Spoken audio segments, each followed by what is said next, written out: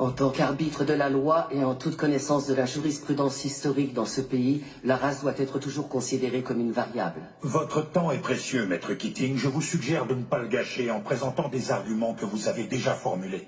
Ce ne sont pas mes mots, juge Strickland. Ce sont les vôtres.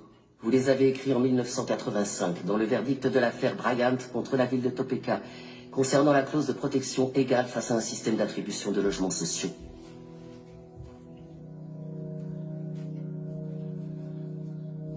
Le racisme fait partie de l'ADN des États-Unis d'Amérique.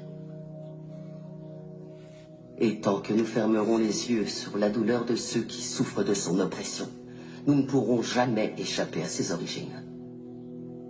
Le seul garde-fou dont peuvent bénéficier les personnes de couleur, c'est le droit de se défendre, et nous ne leur accordons même pas. Ce qui veut dire que la promesse de l'égalité des droits n'a jamais été remplie.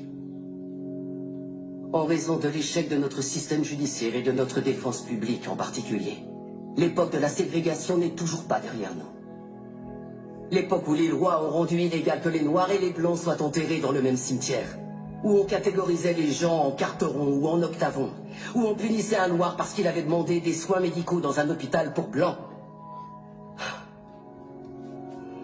Certains prétendent que l'esclavage est révolu. Mais allez dire ça aux prisonniers qui sont parqués dans des cages et à qui on dit qu'ils n'ont pas le moindre droit. Des personnes comme mon client Nathaniel Leahy et des millions d'autres personnes comme lui qui sont enfermées dans nos prisons et reléguées à une existence indigne d'un être humain. Il n'y a aucune alternative à la justice dans cette affaire.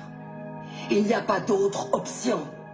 Prendre une décision à l'encontre de mon plaignant, c'est choisir de remplir les poches des propriétaires de prisons, plutôt qu'offrir une défense digne de ce nom à tous ceux qui y sont enfermés. Est-ce que c'est l'Amérique dans laquelle veut vraiment vivre cette cour?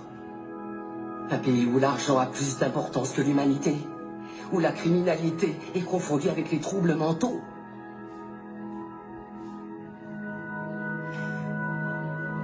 Le 6e amendement a été ratifié en 1791. C'était maintenant il y a 226 ans. Je pense qu'il est donc temps de réellement garantir ces droits à tous nos citoyens.